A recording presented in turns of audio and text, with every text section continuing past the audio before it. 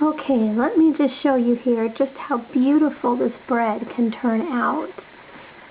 I'm going to take my finger and try and show you, because the pictures just can't show you.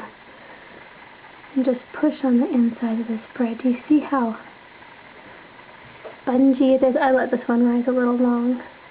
Got a little pocket on it. The same thing with this piece. You can see just how soft and spongy this bread is. It is so yummy.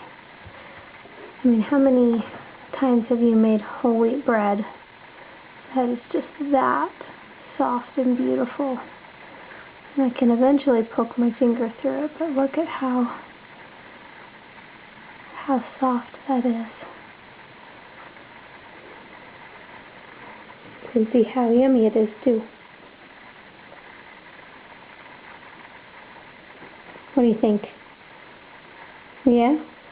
Good? No, not for you. Okay. There you go.